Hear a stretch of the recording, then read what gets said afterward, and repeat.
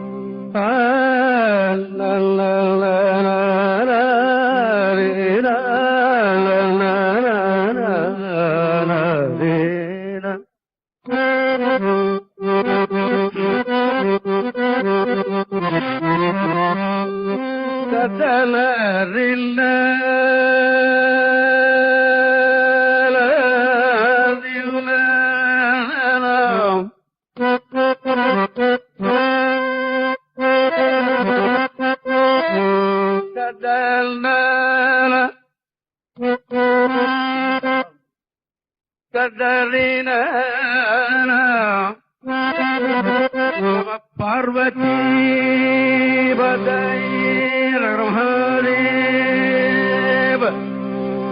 புரியர்கோன் வெப்பொழித்த புகழியர்கோன் கடல் போற்றி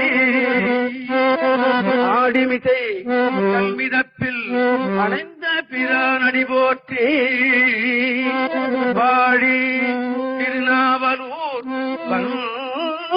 தொண்டு பதம் போற்றி ஊழிமலி திருவாதூர திருத்தாள் போற்றி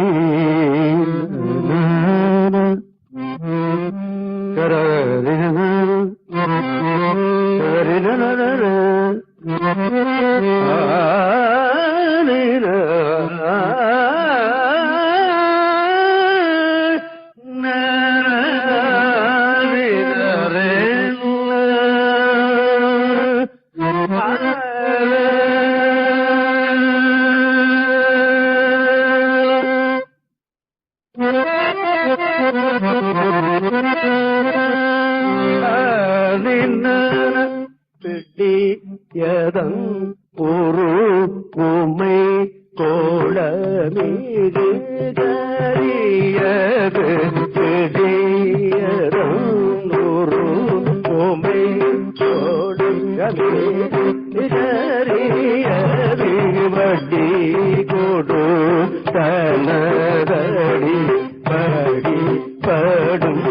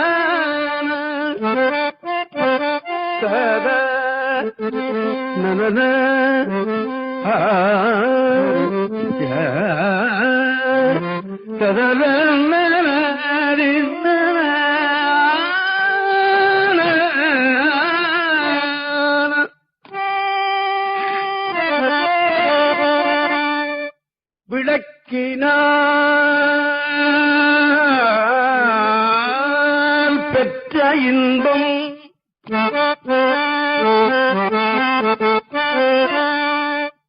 விளக்கினால் பெற்ற இன்பம்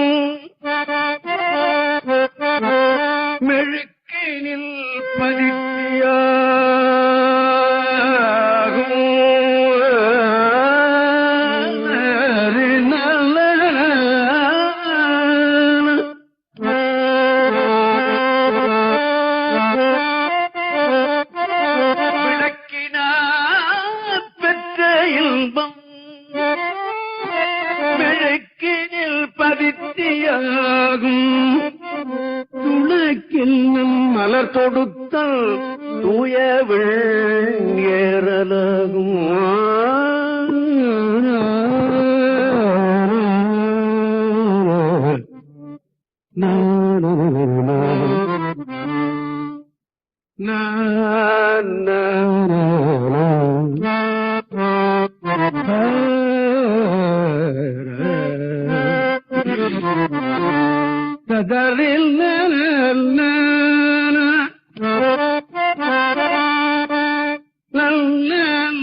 விளக்கிட்டார் பேரு சொல்லின் மெய் நெறி ஞானமாகும்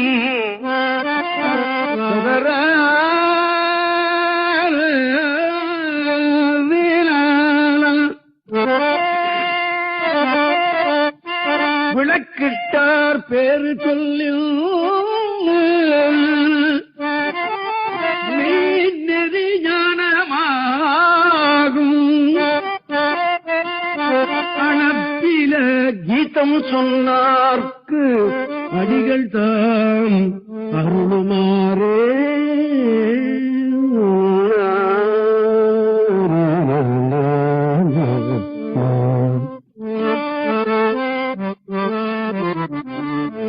அடிகள் தாம் அருளுமாறே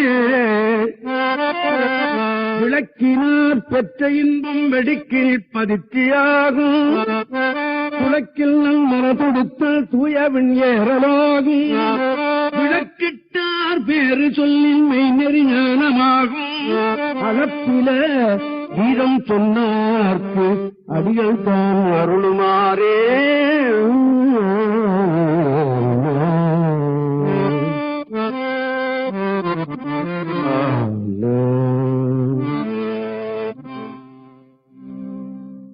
அனைவருக்கும் வணக்கம் செலுத்தி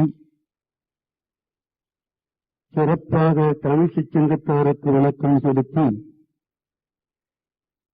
தேவார இசை தமிழ் இசை தொடர் நிகழ்ச்சி. இப்போது நான் பாடிய திருப்பாடல் அப்பர் சுவாமியுடைய திருப்பாடல். அப்பர் சுவாமிகள் திருத்தொண்டு கோயிலுக்கு செய்தே ஆண்டவன் திருவினையைச் சேர்ந்தவர். நிறைய தொண்டினைத்தான் அவர் நமக்கு அறிவுறுத்திச் சொல்லுகிறார். கோயில் மாத்திரம் அவர் திருத்தொண்டு செய்யவில்லை, திருவீதியை கூட பரிசுத்தம் செய்தவர் அவர். கோயிலை கூட்டுறது மெழுகிறது, அதே போல திருவீதியையும் ஆண்டவன் திருவிழா வருகிற திருவீதியையும் ஆண்டவனுடைய பக்தர்கள் திருவீதியில வலம் வருவதற்கு இடைஞ்சலாக இருக்கிற முள்ளுகள் கல்லுகள் இதையெல்லாம் கூட கூட்டி எடுத்துக்கொண்டு எட்டக்கொண்டு கொட்டுவிடும். இந்த தொண்டினை அவருக்கு அப்புறமா யாராவது செய்தாங்களான்னு எண்ணி பார்த்தால் என்னுடைய நெஞ்சம் இல்லை என்றுதான் சொல்லுகிறேன்.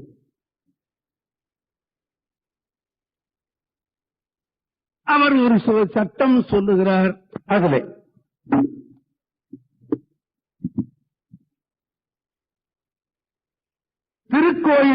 திருக்கோயிலை விளக்கினால் என்று சொன்னால் துடப்பத்தை எடுத்து திருக்கோயிலை சுத்தப்படுத்திவிடு.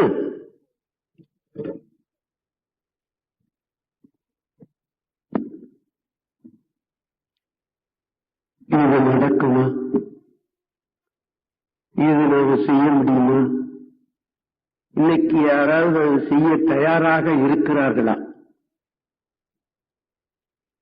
திருக்கோயிலுக்கு போய் அர்ச்சனை பண்றேன்னு சொல்லி அர்ச்சனை பண்ணி இந்த தேங்காய் முடியெல்லாம் வாங்கிட்டு வந்து பிரகாரத்திலேயோ சந்நிதியிலையோ உட்கார்ந்து உடைச்சு தின்னுட்டு அந்த வாழைப்பழத்தின் தின்னுட்டு அங்கேயே போட்டு வருகிறவன் காலில் குத்தி அவன் செப்டிக்காயி டாக்டர் வீட்டுக்கு போற அளவுக்கு வேணா நாம் செய்ய தயாரா இருக்கிறோமே தவிர, திருக்கோயில் அசுத்தமா இருக்கே அதை கூட்டணுங்கிற எண்ணம் நமக்கு வருமா? திருக்கோயில் நம்ம தெய்வத்தினுடைய பரிசுத்தமான இடம் என்ற எண்ணம் நமக்கு கிடைக்குமா என்று கேட்டால் என் நெஞ்சம் சொல்லுகிறது இல்லை, அப்படி யாரும் சைவர்கள் நினைக்கவில்லை அப்படின்னா என்னுடைய நெஞ்சு சொல்லுகிறது. ஆனா உங்களுடைய நெஞ்சு என்ன சொல்லுகிறதுன்னு எனக்கு தெரியாது. நீங்களே கேட்டுக்கொள்ளுங்கள். அதத்தான் அவர் சொன்னார், விளக்கிட்டார் விளக்கினால் பெற்ற இன்பம். அந்த அப்படி திருக்கோயிலை கூட்டிவிட்டால் என்ன புண்ணியம் கிடைக்குமோ அதை விட 10 மடங்கு புண்ணியம் கிடைக்கும். இந்த திருக்கோயில ஒரு தோண்டி எடுத்துட்டு போய் தண்ணி எடுத்துட்டு வந்து அதை அந்த பிரகாரத்திலேயோ மண்டபத்திலேயோ விட்டு சுத்தமா கழுவி தொடப்ப கட்டினால் நல்லா கூட்டி சுத்தப்படுத்தி விட்டால் திருக்கோயிலை தொடப்பக்கட்டையினால கூட்டினால் எத்தனை புண்ணியம் கிடைக்குமோ அதை விட 10 மடங்கு புண்ணியம் இதற்கு கூட கிடைக்கும் அப்படின்னு எழுதியிருக்கிறார். நான் ஆரம்பத்திலேயே சொன்னேன், தேவாரம் என்பது ஏதோ தெய்வத்தை புகழ்வது மாத்திரமில்லை, அது ஒரு இசைப்பாடல் மாத்திரம் அல்ல, சைவ சமயத்தினுடைய சட்ட நூல் என்று நான் எண்ணுகிறேன் என்று நான் உங்களுக்கு நினைவூட்டியிருந்தேன். அன்றும் அதைத்தான் சொன்னேன், இன்றும் அதைத்தான் சொல்லுகிறேன். அந்த திருக்கோயிலை தொடப்பக்கட்டையினால கூட்டிவிடும், திருக்கோயிலை தண்ணி கொண்டு விட்டு சுத்தமாக கூட்டிவிடும். அப்படி நீ செய்துவிட்டால் உன்னுடைய உள்ளம் சுத்தமாகும், உன்னுடைய வீடு சுத்தமாகும், உன்னுடைய குடும்பம் சுத்தமாகும். அவ்வளவுதான். நீ அங்க என்ன செய்கிறாயோ அது உனக்கு பலிக்கும் அல்லவா? நம்ம குடும்பம் சுத்தமாக இருக்கணும் அப்படின்னு நாம நினைச்சா அந்த வேலையை நாம செய்யணும். அப்படி செய்துதான் பரிசுத்தமாக ஆனார் நாவுக்கரசர் என்பது நாம எண்ண வேண்டும். சரி, கோயில கூட்டு என்று சொல்லிவிட்டார், மெழுகு என்று சொல்லிவிட்டார். அடுத்தது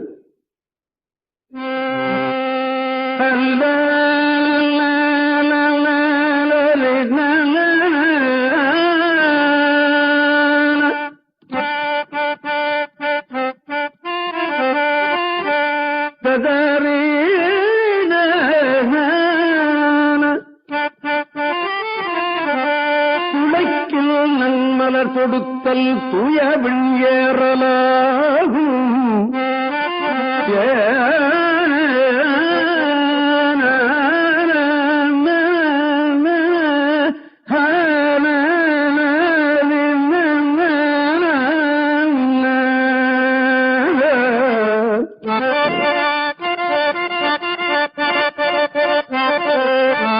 துளக்கில் நன்மலர் தொடுத்தல்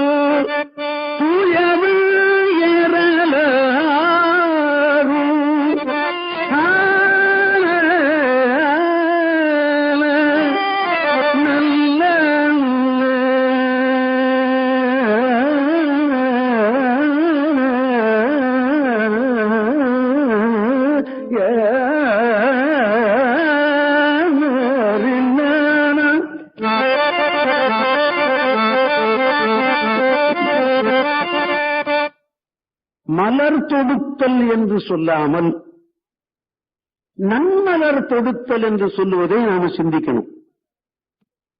இதற்கு என்ன விடை அப்படின்னு கேட்டா, நறுமண மனம் இல்லாத மலர்களை சுவாமிக்கு அணிவித்தல் தவறு என்று மேடை மேடையாக சொன்னவர் வாரியார் சுவாமி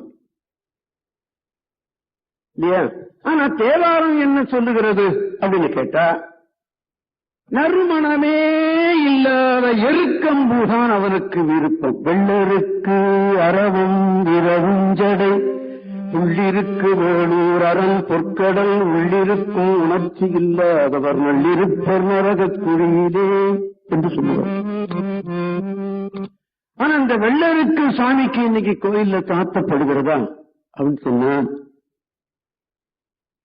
நான் பார்க்கல. அவ்வளவுதான். ஒன்று.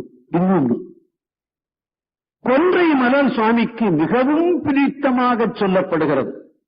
தேவாரத்தில் நிறைய வன்னி கொண்டை மதமத்த நெருக்கொடு கூவிடம் பொன்னி எந்த தடையில் பொலிவித்த புராணனார் என்ன என்று வரி வண்டிசை செய்திருவாஞ்சியம் என்னையாளுடையான் இடமாக உகந்ததே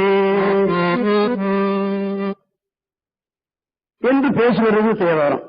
கொன்றை மலரும் எருக்க மலரும் வன்னியும் அவனுக்கு மிகவும் பிடித்தது என்று சொல்லப்படுகிறது. அவனுக்கு எது மிகவும் பிடித்ததோ அதனை நாம் செய்வதில்லை. எங்கேயாவது கொன்றை மலர் கோயில்ல சாத்தி பார்த்திருக்கீங்களா? நான் பார்க்கவில்லை. நீங்கள் பார்த்தீங்களோ என்னமோ. அதே மாதிரி வெள்ளருக்கு மலர் சாமிக்கு சாத்தி பார்த்திருக்கீங்களா? நான் பார்க்கவில்லை. நீங்கள் பார்த்தீங்களோ என்னமோ. அதே மாதிரி வன்னி என்று ஒரு பத்திரம், அது வேணா, அது வன்னி கிடைக்கிறதும் கஷ்டம். வில்வம் கிடைக்குது, வன்னி கிடைப்பது இல்லை இல்லையா? இதுதான் சொல்லப்படுகிறது. அப்ப துளக்கி நம் மலர் தொடுத்தல் தூயவன் ஏறலாகும் என்பது. அப்படி மலர் தொடுத்து அவனுக்கு போட்டுவிட்டால் விண்ணுலகம் உனக்கு காத்திருக்கிறது. தேவலோகம் மோட்ச சாம்ராஜ்யம் உனக்கு சர்வ ஈஸியாக கிடைத்துவிடும். இதற்கு நீ தவம் செய்ய வேண்டாம், காட்டுக்கு போக வேண்டாம், உணவை விடுக்க வேண்டாம், மனைவி மக்களை விட வேண்டாம், இதனை செய்துவிடு என்று சொல்லுகிறது. நாம நினைக்கலாம், என்னடா இந்த கோயில் வாசப்படியில் தான் வித்துக்கிட்டு இருக்கிறாளே, அவதான் கட்டி விற்கிறாளே, அதுல ஒரு முழம் வாங்கி உண்டி போட்டா என்ன? இதற்கு போய் நாம ஒரு செடியில போய் நாம பூ பறிச்சு செடி இருக்கிற இடத்த தேடணும். நம்ம வீட்டுல செடியா இருக்கு இல்ல, செடி வைக்கிறாப்புல இடம் இருந்தா அதை ஒரு ரூமா கட்டி அதை வாடகைக்கு விட்டுடலாமே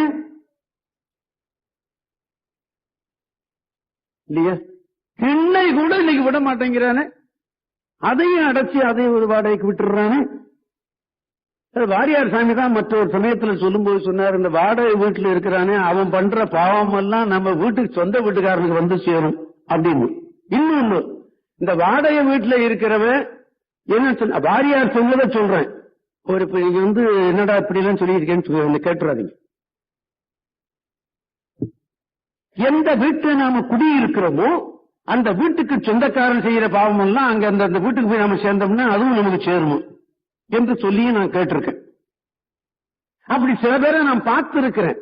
நல்ல புத்தியோட இருக்கிறவன் சில பேர் சில வீட்டுக்கு போய் சேர்ந்த உடனே புத்தி மாறி போகுது.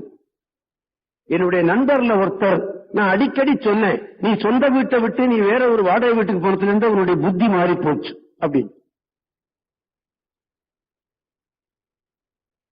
அதனால நம்ம வீட்டுல செடியா இருக்கு இல்ல, கோயில் வாசப்படி இல்ல விக்கிறா, வாங்கி சாட்சி பிள்ளாம் நினைக்கலாம். கிடையாது. புஷ்ப விதி என்று ஒன்று இருக்கிறது. அந்த விதிப்படி நாம புஷ்பத்தை எடுக்காவிட்டாலும் ஓரளவுக்காவது நாம அதை கையாடுறதுக்கு நாம முயற்சி செய்வோம்.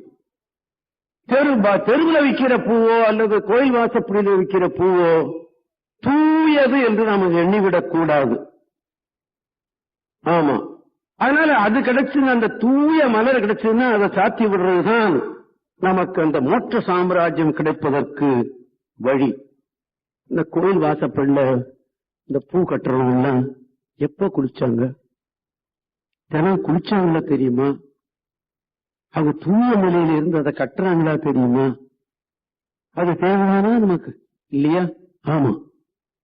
விளக்கிட்டார் பேரு சொல்லின் மெய்நெறி ஞானமாகும். நல்ல புத்தி உனக்கு வேணுமேயானால் கோயிலுக்கு திருவிளக்கு போட்டு விடு.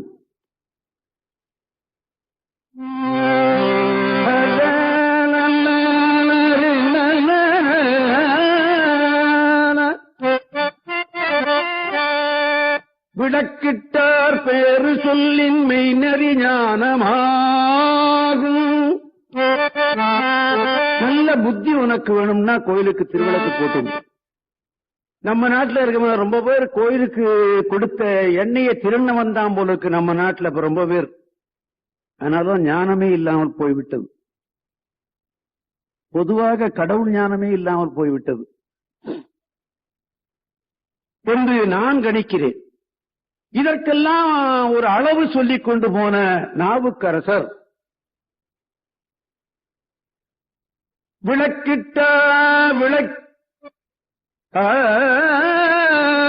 விளக்கினால் பெற்ற இன்பம் மெழுக்கில் பதிர்த்தியாகும். கோயில கூட்டினா என்ன புண்ணியம் கிடைக்குமோ அதை போல 10 மடங்கு புண்ணியம் கிடைக்கும் கோயில தண்ணி விட்டு தடுப்பு கட்டினால கூட்டினா அப்படின்னு சொல்லிவிட்டார். துளைக்கிண்ணம் மலை தொடுத்தல் தூயவன் ஏறலாகும்.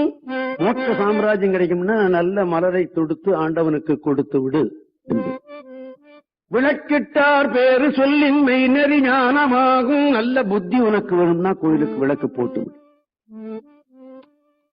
இதுக்கெல்லாம் இந்த ரிசல்ட் அல்லது பயன் என்பதை பாட்டினுடைய ஈட்டில சொன்னார். இப்ப கடைசி வரியில என்ன சொல்றார்? அளப்பில அப்படின்னு ஒண்ணு சொன்னார். கோயிலுக்கு நீ பாட்டு சொல்லிவிட்டால் ஆண்டவன் கொடுக்கிற அருளுக்கு அளவே கிடையாது.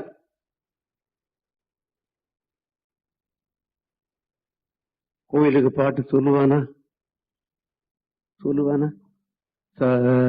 சரிகம பத நீதா தானிதா மகரிசா. இதுதான் மாயா மாளவகவுளிக்கு உள்ள சுரம்னு ஒருத்தன் தெரிஞ்சுக்கிட்டான்னா கடவுளுக்கு பாட்டு சொல்லுவான்னு நீங்க நினைக்கிறீங்களா? சொல்லவே மாட்டான். துட்டுக்குத்தான் பாட்டு பாடுவான். ஆமா, புகழுக்கு பாடுவான், துட்டுக்கு பாடுவான். கடவுளுக்கா பாடுவான்? பாடவே மாட்டான். பாடுறவன நாம் பார்த்ததில்லை. ஒரு சமயம் நீங்க பார்த்தீங்களோ என்னமோ, நீங்க கணிச்சுக் கொள்ளுங்கள. என்னுடைய கருத்தை மாத்த நான் சொல்றேன். இந்த பாட்டை நான் என்னைக்கு நான் படித்தேனோ, இந்த பாட்டை சொல்லி என்னை இந்த நெருக்கி என்னை ஆட்படுத்தினாரோ அந்த அருணந்தி தம்பிரான், அவர் கோயில்ல பாடுவார். அவர் ஒரு பெரிய மடாதிபதி, திருப்பனந்தாள் மடாதிபதி. 6000 ஏக்கருக்கு அவர் சொந்தம். 6000 ஏக்கர் அவருக்கு பட்டா நிலமாக இருந்தது. அப்படியே தர்மத்துக்கு எழுதி வச்சு விட்டார். மடத்து நிலத்தை தானே எழுதி வச்சாருன்னு சில பேர் நினைக்கிறாங்க. கிடையாது, பட்டா நிலம் அவருக்கு சொந்தம். வித்து விடுவதற்கு அவருக்கு உரிமை உண்டு. ஆனா அதை அப்படியே தர்மத்துக்கு எழுதி வச்சார் அவர். அதை நல்லா ஞாபகத்துல நம்ம வச்சுக்கணும். ஆமா, அவர் தான் என்னை இந்த நெறிப்படுத்தியவர். அவர் கோயிலுக்கு போனார்னா பாடாமல் வரவே மாட்டார். அவர் சொன்னார், என்ன சாமிநாதன், நீ காசுக்கு மாத்திரம் பாடாதரா, தினம் கோயிலுக்கு போய் ரெக்கார்ட் பண்ணு அப்படின்னு. அவர் பழைய காலத்து இன்டர்மீடியட். அவர் கையெழுத்தே ஆங்கிலம் தான். தமிழ்ல அருணந்தி தம்பிரான் போட மாட்டார், ஆங்கிலத்தில் தான் அருணந்தி தம்பிரான் கைத்து போடுவார். ஆனால் அவர் என்ன சொல்லுவார்? கோயிலுக்கு போனீங்கன்னா ரெக்கார்ட் பண்ணு சாமி கிட்ட, அதுதான் நல்லது உனக்கு அப்படின்னார். அவர் சொன்னதையும் கேட்டேன், பாட்டையும் படித்தேன். ஒரு நாள் கூட நான் ஓயறதில்லை. ஆமா, எவ்வளவு ஜுரமா இருந்தாலும் உடல்நிலை சரியில்லைன்னாலும் நேரா கோயில் வாசப்படியில போய் நின்று ஒரு பாட்டாவது சொல்லிவிட்டுத்தான் வருவேன். ஒரு காலத்துல 150 பாட்டு 200 பாட்டு சொன்னேன். இப்பொழுது கொஞ்சம் வேலை மிகுதி கடமை மிகுதியானதுனால 20 பாட்டு 30 பாட்டு நிச்சயமாக சொல்லுவேன். இன்று கூட கந்தசாமி கோயில் இருக்கிற சிவலிங்க கிட்ட போய் 20 பாட்டு சொல்லிவிட்டுத்தான் வந்தேன். சொல்ல தவறதே இல்லை. அப்படி நீ சொல்லிவிட்டியே, ஆனால் உனக்கு என்ன கிடைக்கும் அப்படின்னு கேட்ட, அவனுடைய அருள் கொடுப்பதற்கு அளவே கிடையாது என்று சட்டம் சொல்லுகிறார் அப்பர். இதை நாம செய்யலாம் அல்லவா? ஐயா, யாராருக்கு எது முடியுதோ அதை செய்யலாம் அல்லவா? இதுதான் தேவாரத்தில் வருகிற சைவ சமய சட்டம் என்று நான் உங்களுக்கு நினைவூட்டினேன். மீண்டும் ஒரு தடவை அந்த பாட்டை நான் பாடி விடுவேனாக.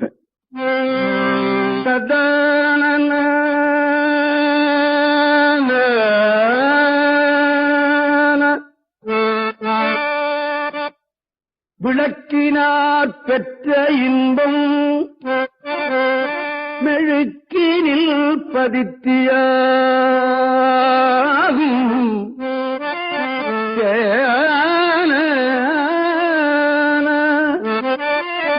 குளக்கில் நல் மலர் தொடுத்தல் தூயவில் ஏறலாகும்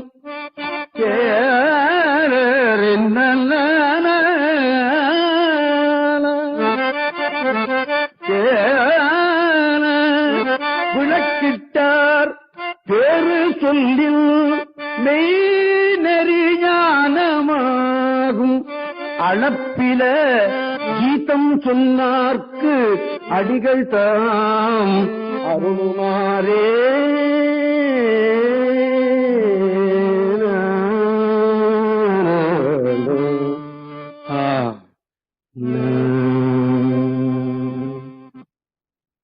இப்படி இந்த தேவார பாடல் நமக்கு நினைவூட்டுகிறது, கோயிலுக்கு போய் பாட்டு பாடி.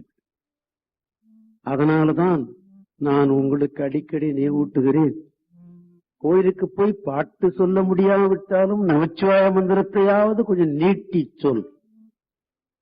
எழுத்தை நீட்டினால் இசை தானே வரும். முருகா நமச்சிவாயம், இது எழுத்து. நமச்சிவாய அப்படின்னு வாவ நீட்டினால் வணக்கம், வாவ நீட்டினால் இசை தானே வரும். அவ்வளவுதான் அல்லவா? ஆமா. கோயிலுக்கு போய் நாம அப்படி நமச்சிவாய நமச்சிவாய நமச்சிவாய என்று நீட்டி விட்டமே, ஆனால் என்ன கூப்பிடுற, என்ன வேணும் உனக்கு அப்படின்னு கேட்பான். ஆமா, என்ன கேட்டுக்கிட்டு இருக்கிறான். எனக்கு சொன்ன பெரியவர் அப்படித்தான் சொன்னார், நீ போய் கூப்பிடு, அவன் ஏனென்று கேட்பான். உனக்கு வேண்டியதை கேட்டு விடு, தேவார புத்தகத்தை புரட்டி விடு. உன்னுடைய அந்த ஏட்டை நீ புரட்டி பார்த்தால் உன்னுடைய ஏட்டை அவன் புரட்டி பார்ப்பான்.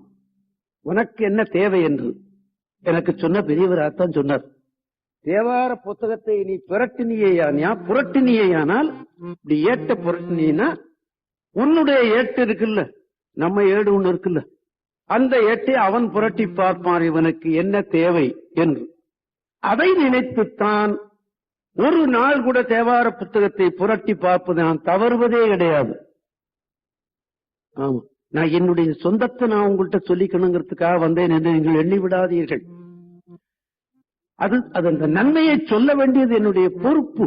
ஆமா, அதனால இப்பவும் பாத்தீங்கன்னா என் வீட்டுல இருக்கிற புத்தகத்தை பாத்தீங்கன்னா சம்பந்தர் தேவாரத்தை எத்தனை தடவை படித்திருக்கிறேன் என்று எழுதி வைத்திருக்கிறேன்.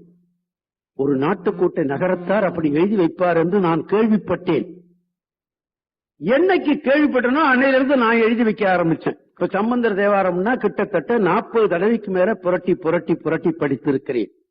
அப்பர் தேவாரம்னா 60 தடவைக்கு மேல, சுந்தரர் சொன்னா 100கணக்கானதுக்கு மேல, திருவாசகம்னா 100கணக்கான தடவைக்கு மேல.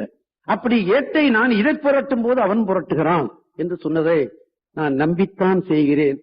நம்பிக்கைதான் நடராஜா அல்லவா? ஆமா என்று சொல்லி ராஜராஜ சோழன் திருவாரூரில் இருக்கும் பொழுது ஒரு பெரியவரிடம் 3 பாடலை அவன் கேட்டு மகிழ்ந்தான். இது எங்கே இருக்கிறது என்று தேடினான். பறையறவிக்க சொன்னான். நாடு பூரா, சோழ நாடு பூரா பறைவரைக்கப்பட்டது. தேவாரம் என்ற ஒரு நூல் எங்கே இருந்தாலும் அது அரசாங்கத்துக்கு உரியது, அதனை எடுத்துக்கொண்டு வந்து கொடுத்து விட வேண்டும் என்று பறையறவிக்க சொன்னான். ஏட்டு வடிவத்தில் அது கிடைக்கவில்லை. சில தமிழ் பெரியவர்கள்ட்ட அது மனதிலே மன ஏட்டிலே எழுதி வைத்திருந்தார்கள்.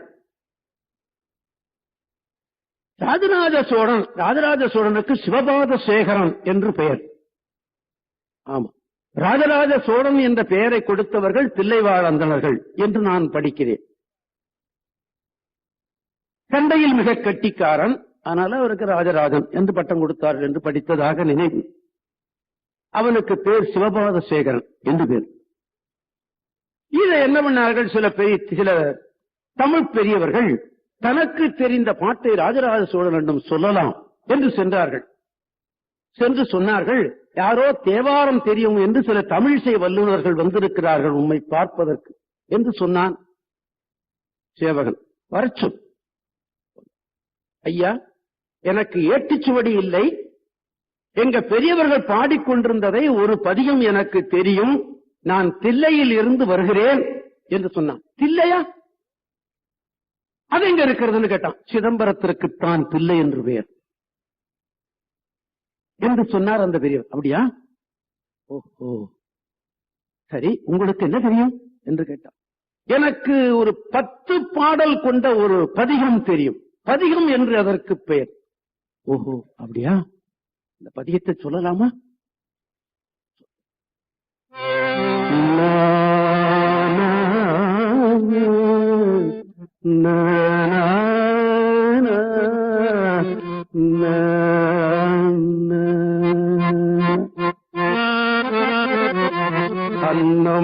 அன்னம்பாலிக்கும் தில்லை சிற்றம்பலம் ஒன்னம்பாலிக்கும் மேலும் இப்பூமிதை.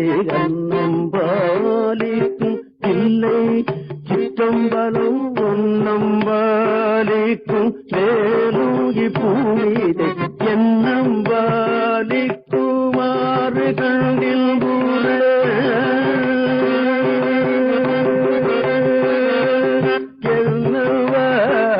குமாறு கண்டின் பூர இன்னும் பாலிக்குமோ இப்புரவி. என்ன பாலிக்குமோ இப்புரவியே.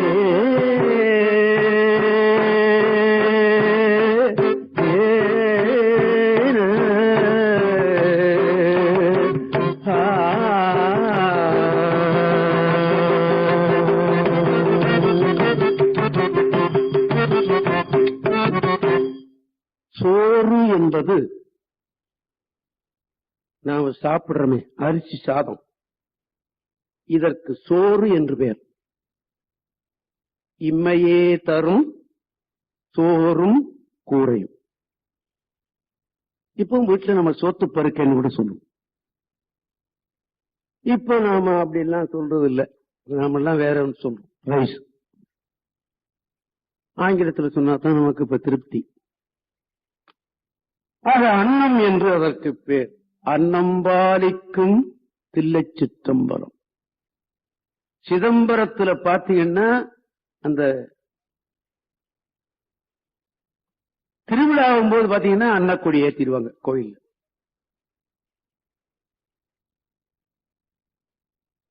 ஊரை சுத்தி பாத்தீங்கன்னா சத்திரம் தான் மிகுதி. சிதம்பரத்துக்கு போய் சோத்துக்கு திண்டான்னாங்கிற வரலாறே கிடையாது. எப்போ? அப்போ. அது அன்னம்பாலிக்கும். இந்த அன்னம் என்பது சோறு. இந்த அன்னம் பாத்திரம் இல்ல, அந்த சோறும் கிடைக்கும். மோட்ச சாம்ராஜ்யத்துக்கும் சோறு என்று பேர் உண்டு. அதனால்தான் சேக்கிழார் பெருமான் சொல்லுவார், சோறிட்டு சோறு பெற்றார் அப்படிம்பார். இந்த சோத்தை போட்டு அந்த சோத்தை பிடிச்சான் என்று சொல்லுவார். சோறிட்டு சோறு பெற்றார். மோட்ச சாம்ராஜ்யத்திற்கும் சோறு என்று பேர். இப்ப அன்னம்பாலிக்கும் சொன்னா இந்த சோறு மாத்திரம் இல்ல, அந்த சோறையும் கொடுக்கும் என்று பொருள் இருக்கும் என்று எண்ணுகிறேன். நான் ஒரு காலத்துல சோத்துக்குத்தான் சிதம்பரத்திற்கு போனேன். படிப்பதற்கு போனேன், சோறு வேண்டும் என்று ஒருவரிடம் கேட்டேன். 4 ஆண்டு உனக்கு சோறு போடுகிறேன் அப்படின்னு ஒத்துக்கிட்டார். ஆனால் ஒரு ஆண்டு கூட நீ ஃபெயில் ஆகக்கூடாது, அப்படி இருந்தீங்கன்னா 4 வருஷம் போடுறேன். சரி சாப்பிட்ட. அப்படி அன்னம்பாலிக்கும் தில்லை சிற்றம்பலம். தில்லை என்பதுதான் ஊர் பேர், சிற்றம்பலம் என்பது கோயில் பேர். பொன்னம்பாலிக்கும், பொண்ணு வேணுமா கிடைக்கும், சோறு வேணுமா கிடைக்கும், எது வேண்டுமானாலும் கேட்டுவிடு, வேண்டுவார் வேண்டுவதே ஈவான் கண்டாய். என் அன்பாலிக்குமாறு கண்டு இன்புற இன்னம்பாலிக்குமோ இப்பிறவியே. இந்த நடராஜ பெருமானை பார்ப்பதற்கு இன்னொரு பிறவி எனக்கு கிடைக்குமா என்று அவர் வருந்துகிறார் என்று அமைந்திருக்கிறது இந்த திருப்பதிகம், இந்த திருப்பாடல். இதனுடைய அப்பர் திருப்பாடல் என்று சொல்லி நான் கேள்விப்பட்டிருக்கிறேன் என்று பாடி காட்டினான் அந்த இசைப்புலவன். அரும்பற்றப்பட ஆய்மலர் கொண்டு நீர் சுரும்பற்றப்பட தூவித் தொழுமினோ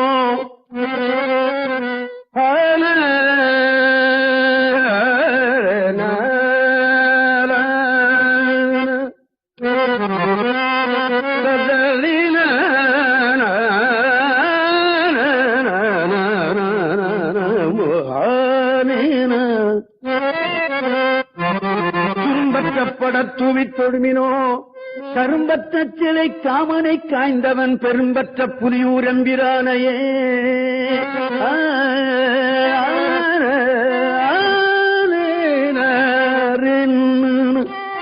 ஒரு காலத்துல தாம எடுத்துக்கிட்டு போற பூவெல்லாம் கோயில்ல கூட நம்ம கொண்டு சாத்த முடியும்னு நினைக்கிறேன். சாத்தி இருப்பார்களோ என்று கூட நான் எண்ணுகிறேன். ஆனா நம்ம நாட்டுல கிடையாது. காசிக்கு போனா நிச்சயமா அந்த வேலையை நாம செய்யலாம். எடுத்துட்டு போற தீர்த்தத்தை கூட சாமிக்கு அபிஷேகம் பண்ணி விடலாம் இல்லையா? ஆமா, அங்க விற்கிறான தூத் பேடா, அதை கூட சாமி மேல கொண்டு வச்சு நாம எடுத்துக்கலாம். அந்த மாதிரி நம்ம நாட்டிலையும் இருந்திருக்குமோ என்று கூட நான் நினைக்கிறேன். ஆமா, அரும்பற்றப்பட ஆய்மலர் கொண்டு நீர் சுரும்பற்றப்பட தூவி தொழுமினோ. கரும்பற்ற சிலை காமனை காய்ந்தவன் பெரும்பற்ற புலியூர் எம்பிரானையே. அரிச்சுற்ற வினையால் அடற்புண்டு நீர் எரிச்சுற்ற கிடந்தார் என்று அயலவர் சிறுச்சுற்று பல பேசப்படா முனம். திருச்சிற்றம்பலம் சென்றடைந்து மீனே, உன்னுடைய வாழ்க்கை முடிவதற்கு முந்தி சிதம்பரத்தை போய் நீ தரிசனம் செய்து விடு என்று சொல்லுகிறார் என்று எண்ணுகிறேன். இன்னொன்னு, உட்கிடக்கையாக நீ இறந்து போகக்கூடாது. இரவாத யாக்கையை நீ பெற வேண்டுமேயானால் நீ சிதம்பரத்துக்கு சென்று விடு, தில்லையம்பலத்தை வணங்கிவிடு என்று சொல்லி இருப்பாரோ என்று கூட நான் எண்ணுகிறேன். இது தவறாகவும் இருக்கலாம், ரைட்டாகவும் இருக்கலாம். அதை வைத்துத்தான் வள்ளற் பெருமானும் கூட நான் இறக்க மாட்டேன் என்று சொன்னது கூட இருக்குமோ என்று கூட நான் எண்ணுகிறேன். ஆமா, எரிச்சுற்ற வினையாருடற் புண்டு நீர் எரிச்சுற்ற கிடந்தார் என்று அயலவர் சிறுச்சுற்று பரப்பேசப்பட முனம். திருச்சிற்றம்பலம் சென்றடைந்து உய்மினே, அல்லல் என் செய்யும் அறிவினை என் செய்யும் சொல்லை வல்வினை தொந்தந்தான் என் செய்யும். இல்லை மாநகர் சிற்றம்பலவனார்க்கு எல்லையில் அதோர் அடிமை பூண்டேனுக்கே.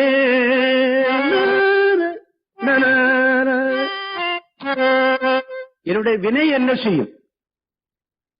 3 வினை சொல்லுகிறார்கள். இப்ப நடந்துகிட்டு இருக்கிறது ஒரு வினை, இதுக்கு முந்தி செய்தது ஒண்ணு, அதுக்கு முந்தி செய்தது வினை என்றெல்லாம் சொல்லுகிறார்கள் இல்லையா? இந்த வினையெல்லாம் போக வேண்டுமே ஆனால் திருச்சிற்றம்பலம் சென்று விடு. அல்லலன் செய்யும் அறிவினையன் செய்யும் தொல்லை வல்வினை தொந்தந்தான் செய்யும் தில்லை மாநகர் சிற்றம்பலவனார்க்கு எல்லை இல்லதோர் அடிமை பூண்டேனுக்கு. இத இந்த தருமபுரி மடத்துல கைலை கூர்மணின்னு ஒருத்தர் இருந்தார். இப்ப இருக்கிறவருக்கு முந்தி இருந்த மகா சன்னிதானம் ஒரு 10 பெரியவங்களை நிறுத்திட்டு வினையை அனுபவித்துத்தான் தீரணும். அது நல்வினை என்றாலும் சரி, தீவினை என்றாலும் சரி. நல்வினை என்பது பொன் விலங்கு, தீவினை என்பது இரும்பு விலங்கு. விலங்கு விலங்குதான், இதை அனுபவித்துத்தான் தீரணும் அப்படின்னு சொல்லிட்டு இருந்தார். நான் பக்கத்துல நின்ன கேட்டுக்கிட்டு இருக்கவங்க ரொம்ப பெரியவர்கள், படித்தவர்கள். நான் பக்கத்தில் நின்றவன் உணர்ச்சி வசப்பட்டு என்ன கேட்டு விட்டேன், வினையை அனுபவித்துத்தான் தீரணும்னு சொன்னா கடவுள் வழிபாடு ஏன் அப்படின்னு கேட்டேன். அவரோ பண்டார் சன்னதி, நானும் அவர்கிட்ட இருக்க ஒரு சின்ன ஓதுவார். பேச முடியுமா, கேட்கலாமா? அந்த உணர்ச்சி வயப்பட்டு கேட்டுவிட்டேன். டேய் யாரா சாமிநாதனா கேட்கிறான், வாப்படி அப்படின்ட்டு. வினையை அனுபவித்துத்தான் தீரணும்னா கடவுள் வழிபாடு ஏன்னு தானே கேட்ட. கடவுள் வழிபாடு என்பது அது ஒரு மயக்க நெறி. அந்த நெறிக்கு போனால், மயக்க நெறின்னு சொன்னா குடிகார மாதிரி அர்த்தம் இல்லை, அதற்கு போய்விட்டால் இதையெல்லாம் மறந்துவிடும். அதற்குத்தான் கடவுள் நெறி வைத்தார்கள். வினையை என்னமோ அனுபவித்துத்தான் தீரணும், அந்த அனுபவிக்கிறங்கிற எண்ணம் இருக்காது, எல்லாம் கடவுள் செயல் அப்படின்னு விட்டுடுவான். அப்படின்னு வரும்பொழுது இவன் அதை மறக்கிறான் என்று அவர் சொல்லி முடித்தார். அதத்தான்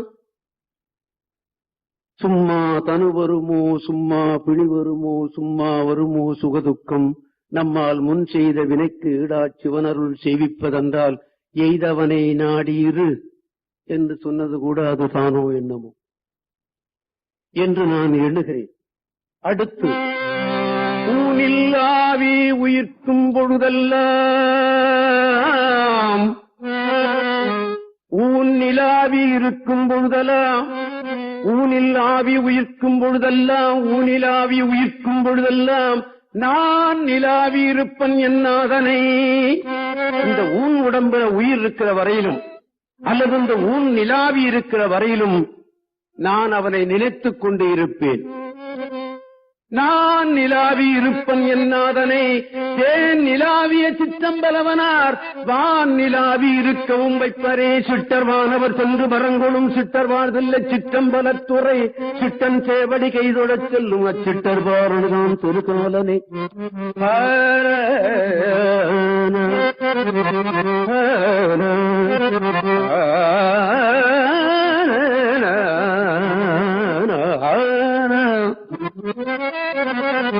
மீண்டும் ஒரு தடவை சொல்லுவார் அப்பர் சுவாமிகள், தில்லையில் இருக்கிற ஆண்டவனை ஒன்றி நினைத்து விடு. அந்த சிந்தையிலிருந்து மாற்றம் வேண்டாம், ஒன்றிய சிந்தையோடு அவனை நினைத்து விடு. அப்படி நினைத்து விட்டால் உனக்கு என்ன கிடைக்கும் என்று அந்த பாட்டிலேயே அந்த ரிசல்ட்டும் அவர் சொல்றார் என்று நான் எண்ணுகிறேன். ஒன்றியிருந்து நினைமின்கள் உந்தமக்கு ஊனமில்லை, கன்றிய காலனை காலார்க்கடிந்தான் அடியவர்க்கா. தெரியுமா? அப்படி நீ நினைத்து விட்டால் உனக்கு பெரிய துன்பம் எது? யமபயம். அது அவனை தீர்த்து விடுவான் தெரியுமா? அதனை தீர்த்தான் தெரியுமா ஒருத்தனுக்காக, மார்க்கண்டேய முனிவருக்காக. அது உனக்கும் கிடைக்கும் தெரியுமா என்று சொல்லுவது போல் அந்த பாடல் அமைந்திருக்கிறது. ஒன்றியிருந்து நினைமின்கள் உந்தமக்கு ஊனமில்லை, கன்றிய காலனை காலார்க்கடிந்தான் அடியவர்க்க சென்று தொடுமின்கள் தில்லையுள் சிற்றம்பலத்து நட்டம் என்று வந்தா என்னும் எம்பெருமான் தன் திருக்குறிப்பே.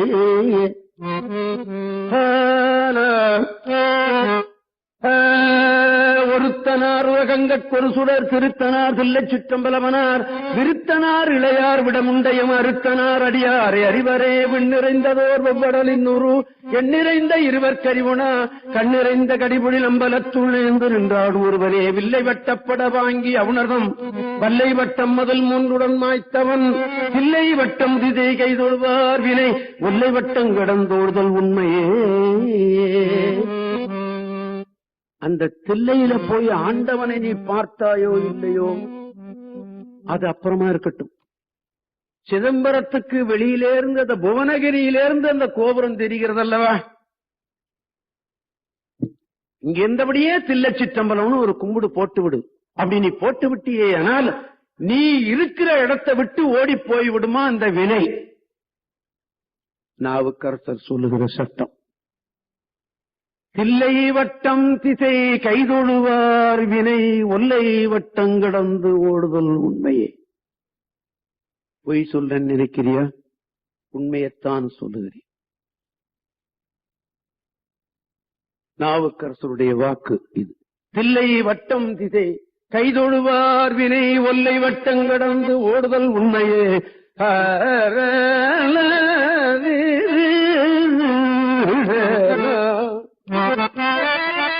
நாடினாரண நான்முகன் என்ப தேடியும் திருந்தும் காணவல்லரோ மாட மாளிகை சூழ்தில்லை அம்பலத்து அடிபாடும் என் நெஞ்சுள் இருக்கவே.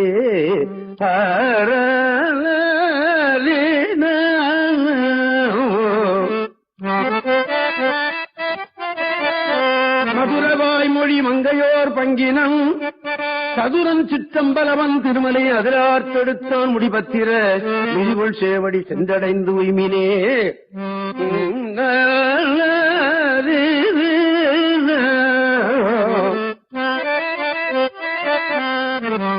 நாவுக்கரசர் பதிகம் தோறும்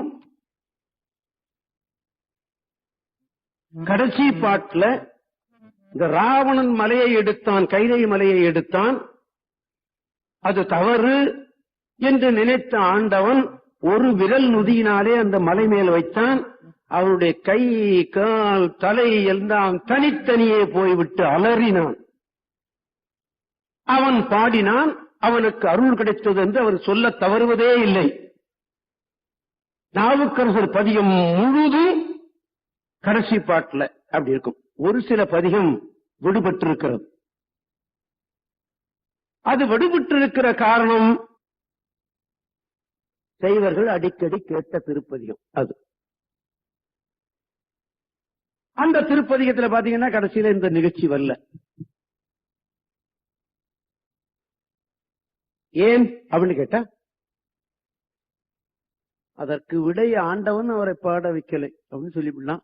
அப்படின்னு சொன்னா அவருடைய எண்ணங்கள் பூரா நமச்சிவாய மந்திரத்துல ஊறி இருந்திருக்கிறார் என்று நாம எண்ணி விடலாம். அதே மாதிரி இன்னொரு திருப்பதிகத்திலும் இல்லை. மாசில் வீணையும் என்ற திருப்பதிகத்தில கூட கடைசியில இந்த நிகழ்ச்சியை அவர் சொல்ல விட்டு இருக்கிறார். பாடுவதும் விட்டு இருப்பதும் எல்லாம் ஆண்டவனுடைய திருவருள் என்றுதான் நாம எண்ணிவிட வேண்டும். விரையில் தீயினன் பாரிற்படு நெய்போல் மறைய நின்றுடன் மாமணிச் சோதியான் உறவு கோல் நட்டு உணர்வு கயிற்றினாலும் முருக வாங்கி கடைய முன்னிற்குமே என்று முடித்து விட்டார். அந்த திருப்பதிகத்தை சென்ற மாதம் நாம எண்ணி பார்த்தோம். இந்த திருப்பதிகத்தில் நிச்சயமாக அதனை நினைவூட்டுகிறார். என்ன அர்த்தம் அப்படின்னு கேட்டா, எனக்கு தெரிந்தவரை நீ தவறு செய்ய வேண்டாம், அவனை பாடிவிடு, பாடிவிட்டால் உனக்கு எல்லாம் கிடைத்துவிடும். சுந்தரமூர்த்தி சுவாமிகள் சொல்லுவார், நீ பாடிவிடு, சோறு வேணுமா கிடைக்கும், அந்த உலகம் வேணுமா கிடைக்கும், பாடிவிடு பாடிவிடுன்னு 10 பாட்டு பாடி வைக்கிறார் அவர். ஆமா, அது வரும்போது நாம் எண்ணுவோம். ஆக கடைசி பாட்டுல கூட அவர் என்ன சொல்லுகிறார், மதுரவாய் மொழி மங்கையோர் பங்கினன் கதுரன் சிற்றம்பலவன் திருமலை அதிரார்த்தெடுத்தான் முடிபத்திர மிதிகுள் சேவடி சென்றடைந்து உய்மினே.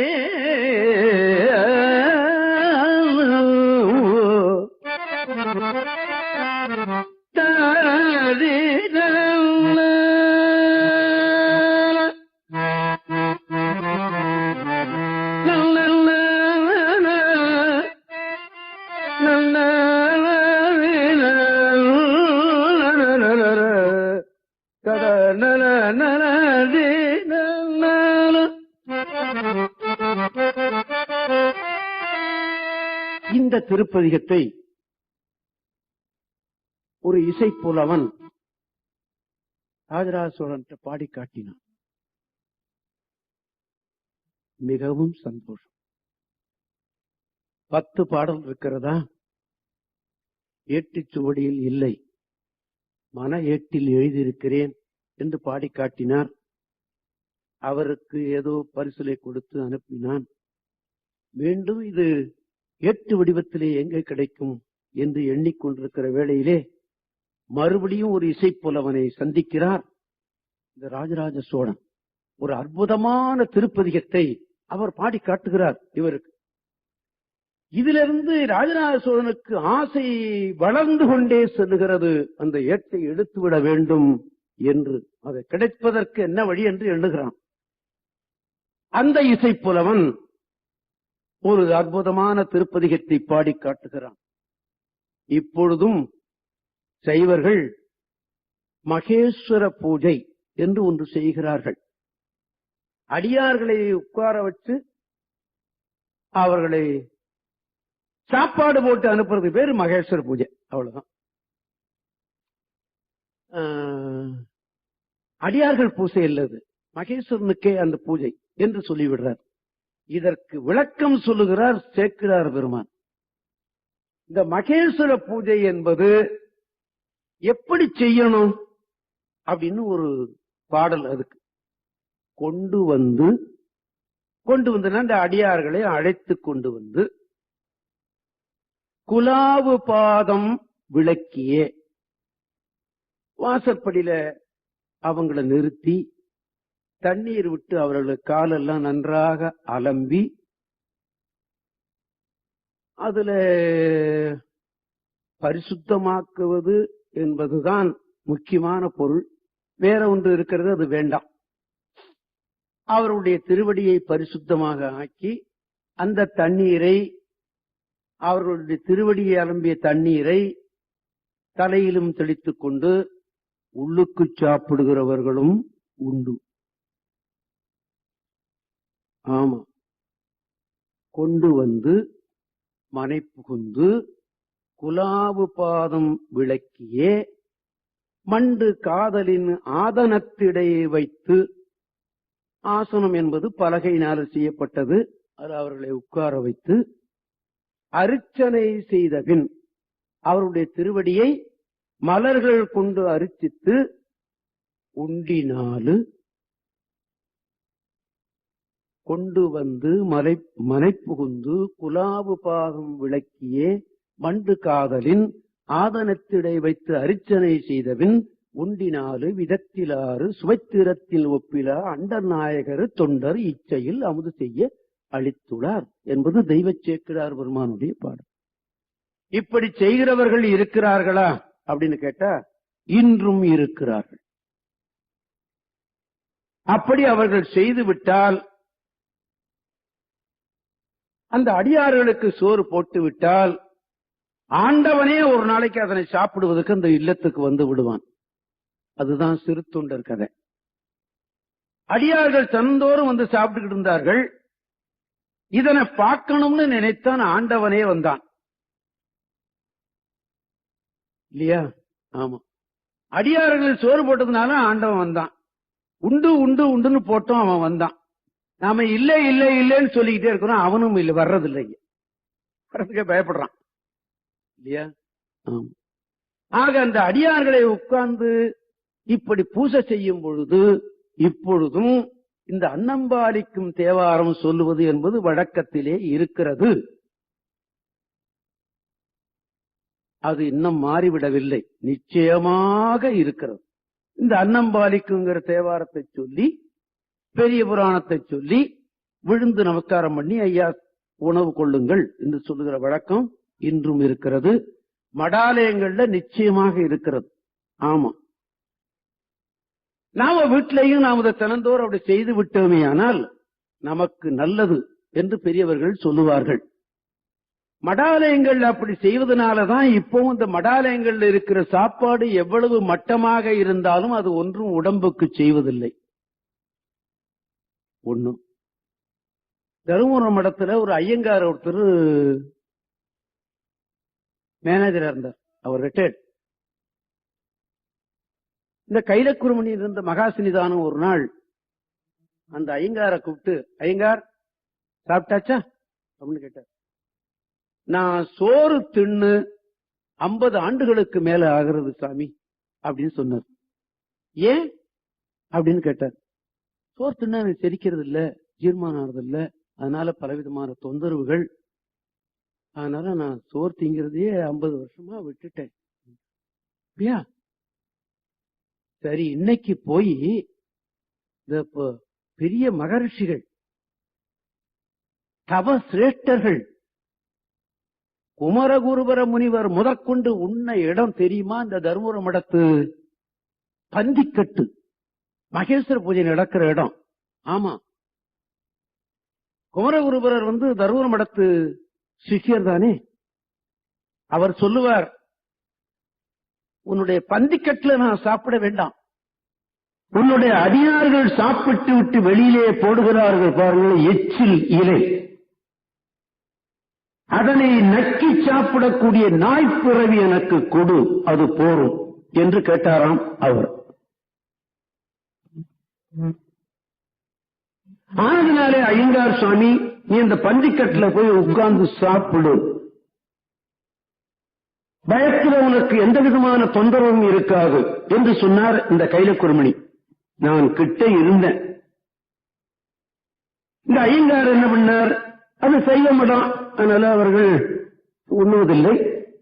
அதற்காக நமக்கும் குறைவில்லை, அவருக்கும் குறைவில்லை. என்ன பண்ணினார், இது உடல்நிலையாக சரியாக இருக்கும் சொன்னா போய் உட்கார்ந்து சாப்பிட்டார். அதுல இருந்து அவர் வேலை விட்டு போறவர்கள் நீங்க சாப்பிட்டு இருந்தார் அவர், எனக்கு தெரியும். அது மாதிரி இந்த அன்னம்பாரிக்கும் தில்லை சிற்றம்பலங்கிற தேவாரம் பாடினால் சோறு கிடைக்கும் என்பது மாத்திரம் அல்ல, என்றைக்குமே நீ சோறு சாப்பிடக்கூடிய தகுதி உனக்கு கொடுக்கும் அந்த தேவாரம்.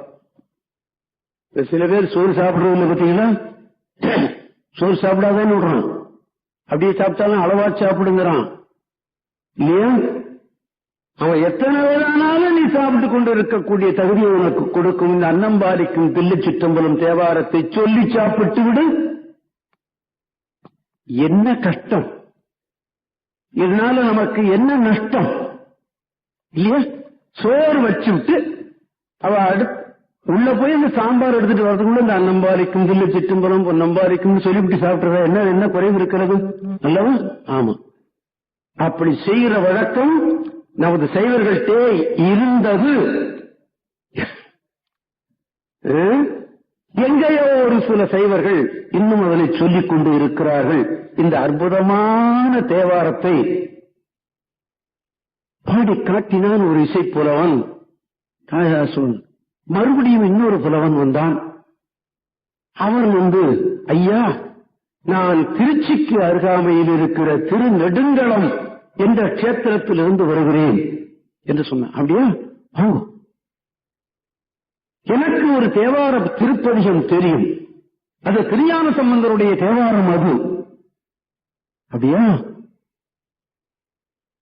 முன்னே ஒரு பெரியவர் வந்தார், அவர் அப்பர் தேவாரம் என்று ஒன்று பாடி காட்டினார். இது திருநெடுங்கலத்திலிருந்து வருகிறீர்களா, திருஞான சம்பந்தர் தேவாரமா பாடி காட்டுகிறீர்களா என்று கேட்டான். அந்த பெரியவர் பாடி காட்டினார் ஒரு திருப்பதிகத்தை.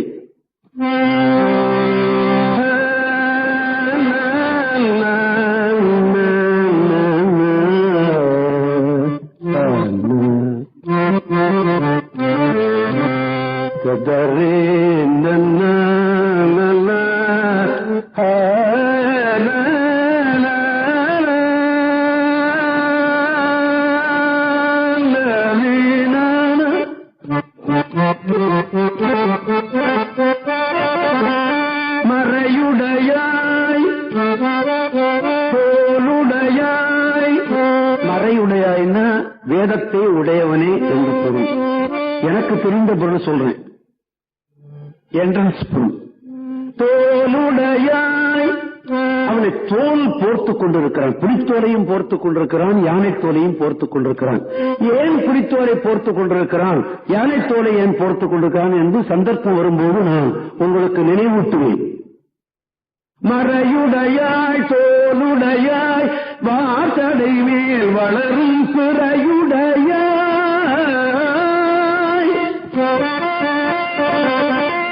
கடை மேல இந்த மூன்றாம் பிறை சந்திரனை சூடிக் கொண்டிருக்கிறான். அதுவும் ஏன் என்று நான் பின்னாலே உங்களுக்கு நினைவூட்டுவேன். கையிலே மானும் மழுவும் வைத்துக் கொண்டிருக்கிறான், உடுக்கு வைத்துக் கொண்டிருக்கிறான், நெருப்பு வைத்துக் கொண்டிருக்கிறான். இடது கையிலே மான் இருக்கும், வலது கையிலே மழு இருக்கும்.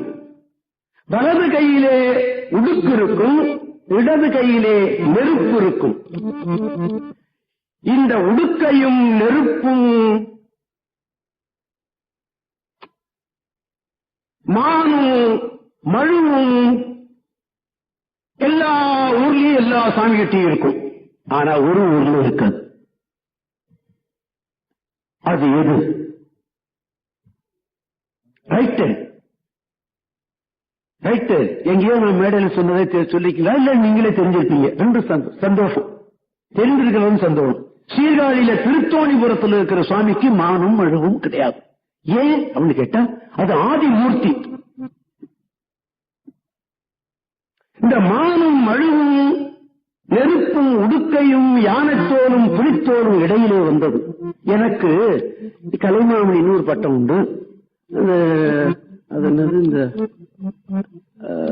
ஜனாதிபதி கொடுத்த விருது உண்டு. இதே தமிழ் சங்கத்தில் எனக்கு இசைப்பேரவை பட்டம் கொடுத்திருக்கிறாங்க.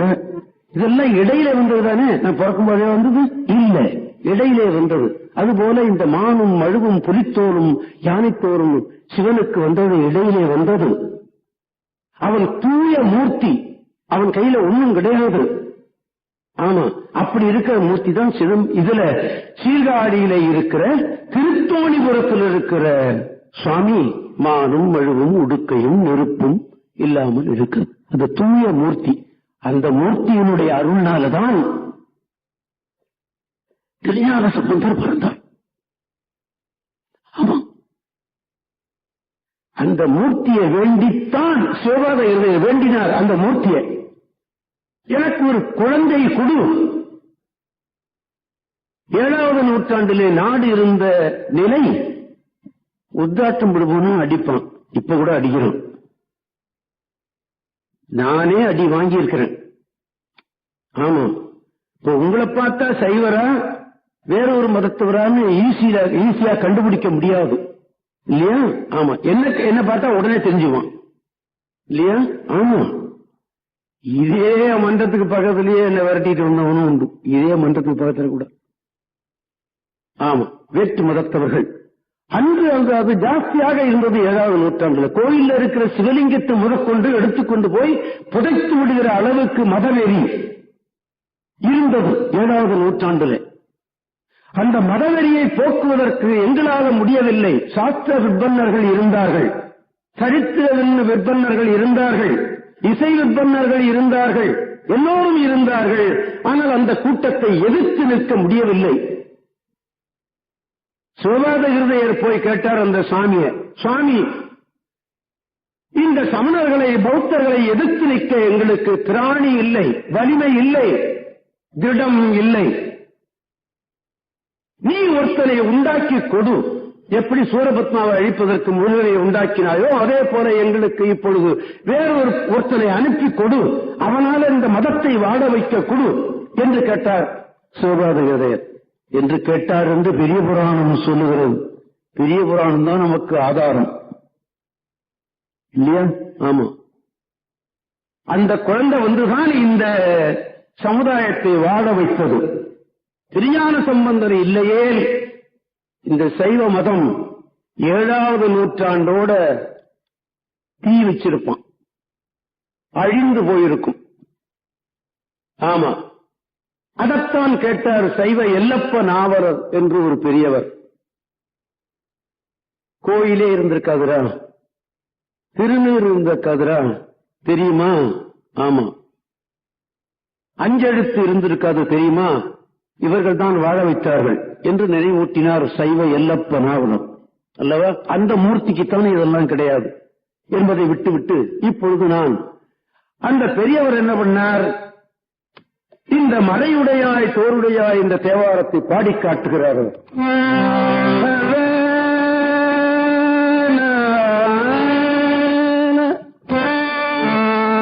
வாசடை மேல் வளரும் பிறையுடையாய் பிஞகனே என்று உன்னை பேசி நல்ல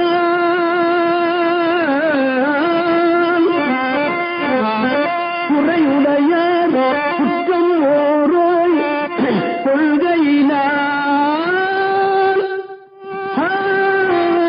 எந்த நிறையுடையார் இடர்களையாய் நெடுங்களம் நேயவனே, நெடுங்களம் மேயவனே, நெடுங்களம் மேயவனே. திருச்சி திருச்சிக்கு அருகாமையில் திருவரம்பூர் திரு எறும்பியூர் ஒன்று இருக்கு. அதுக்கு பக்கத்துல ஒரு பெரிய தொழிற்சாலை இருக்கிறது. அதுல இருந்து வடக்கே போனால் இந்த திருநெடுங்களம் என்ற கஷேத்திரம் வரும். இப்ப திருநாங்குளம் அப்படின்னு சொல்றோம். இந்த ஊரை திருநாங்குளம் என்று சொல்லுகிறான். இந்த ஊர்ல ஒரு திருப்பதியும் பாடியிருக்கிறார் திருஞான சம்பந்தர். இடர்களையா நெடுங்களம் மேயவனே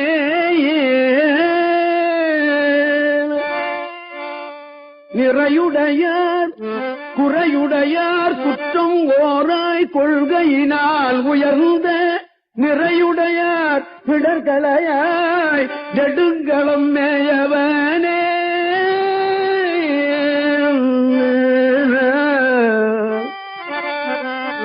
இந்த திருப்பதியும் நெடுங்களத்துல பாடினார் என்று சேக்கிழார் பெருமான் சொல்லும் போது என்ன சொல்லுகிறார்? அதற்கு விளக்கம் 2 வரியில எழுதி வைத்திருக்கிறார் தெய்வ சேக்கிழார் பெருமான். பக்தர்களுடைய அறிவும் செயலும் உன்னை விட்டு அந்தாண்ட போய் வீணா கெட்டு போகாமல் அந்த இடரை நீ களைவாயாக. உனக்கு தொண்டு செய்வதற்கு, உன்னை நினைப்பதற்கு, உன்னை பாடுவதற்குத்தான் இந்த உடம்பு கிடைத்தது. இதை விட்டு அவருடைய அறிவு வேற ஒரு நிலைக்கு போகுமையானால் அந்த இடரை நீ கெடுத்து விடுவாயாக, அந்த இடரை நீக்கி விடுவாயாக என்றுதான் அவர் பாடினார் என்று எழுதி வைத்திருக்கிறார் தெய்வ சேக்கிழார் பெருமான். ஆனால் இன்னைக்கு இடர்களையாய் என்று சொல்லும் பொழுது நமக்கு ஏதோ சில இடர்கள் இருக்கும். இப்ப நான் பாடும்போது பாத்தீங்கன்னா சில வெள்ள தொண்டை வம்பு பண்ணும், மூக்கு வம்பு பண்ணிடும் இல்லையா? இந்த மாதிரி இடர்கள்ல வேண்டாம் என்று கூட சொல்லுவது உண்டு. சமீபத்தில் நான் அந்த திருநெடுங்களத்து கும்பாபிஷேகத்திற்காக ஒரு 2-3 நிகழ்ச்சியில திருச்சியில போட்டு நான் பணம் சம்பாரிச்சு அந்த கோயிலுக்கு கொடுத்தேன். அப்போ ஒரு பெரியவர் வந்தார். இந்த திருநெடுங்கள பதியத்தை நீங்க பூரா பாடி காட்டுங்க சுவாமின்னு சொன்னார். என்ன பாடி காட்டினேன். என்ன கொடுக்குறேன்னு கேட்டேன். நீங்க இதுக்கு வசூலுக்கு தானே வச்சிருக்கீங்க, நான் 2000 ரூபாய் பணம் தரேன். சரின்னு சொல்லிட்டு பாடி காட்டினேன். அப்ப அவர் சொன்னார், ஒரு காலத்துல என்னுடைய வியாபாரம் நொடிச்சு போய் என்னுடைய வீட்டை ஏலம் எடுக்கிற அளவுக்கு வந்து விட்டது. நான் இந்த திருப்பதியத்தை பாடினேன், நான் தப்பித்துக் கொண்டேன். என் வீடு தப்பித்தது, என்னுடைய தொழில் தப்பித்தது, நான் தப்பிக்கொண்டேன். நான் தப்பித்துக் கொண்டது இந்த திருப்பதியம் தான் காரணம் என்று அவர் சொன்னார். அவர்தான் அந்த கோபுரத்தை திருப்பணி செய்திருக்கிறார் என்று நான் கேள்விப்பட்டேன். அவருக்கு பேர் ஈரோடு கொஞ்சம் சோமசுந்தரம் நினைக்கிறேன். ஆமா, அவர்தான் அந்த கோபுரத்தை திருப்பணி பண்ணிருக்கு. இந்த இடர்களையா என்பது நமக்கு எத்தனையோ இடர் உண்டு. இந்த அற்புதமான பதிகத்தை நாம ஓதினால் அந்த இடர்கள் தீர்ந்துவிடும் என்று பெரியவர்கள் சொல்லுகிறார்கள். அந்த திருப்பதிகத்தை நாம் இப்பொழுது ஓதுவோம். கனைத்தெழுந்த வெண்திரை சூழ் கடலிடை நஞ்சு தன்னை திணைத்தனையாம் இடத்தில் வைத்த திருந்திய தேவ நின்னை மனத்தகத்தோர் பாடலாடல் பேணி இராப்பகலும் நினைத்து எழுவார் இடர்களையாய் நெடுங்களம் மேயவனே.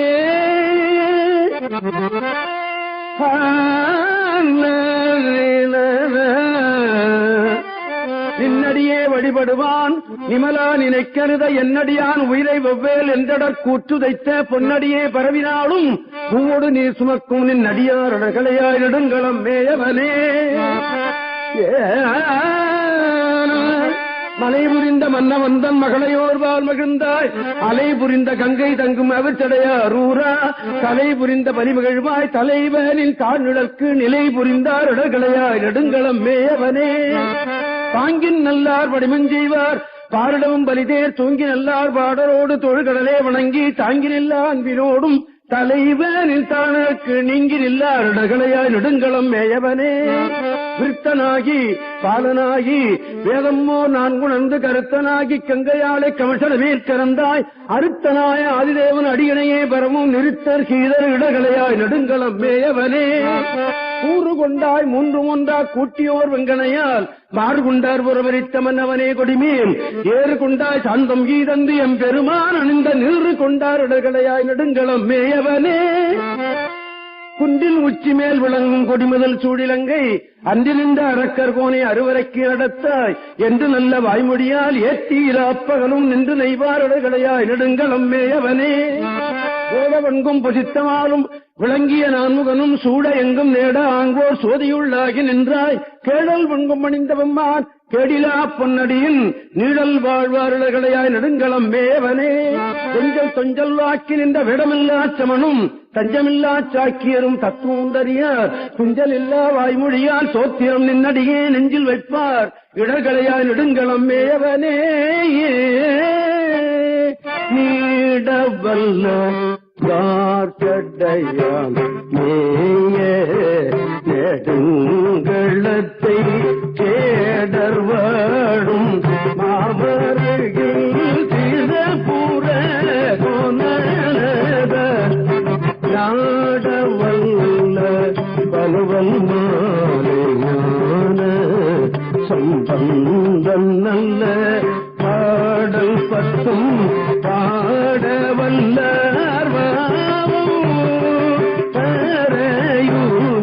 பாடல் பத்தும் பாடவல்ல பாவம் அறையுமே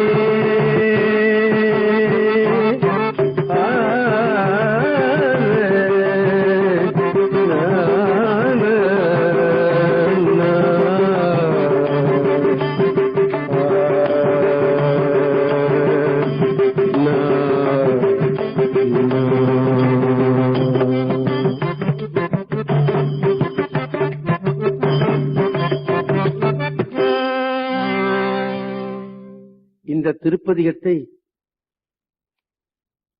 அந்த திருநெடுங்களத்திலிருந்து வந்த பெரியவர் பாடக் கேட்டான் ராஜராஜ சோழன்.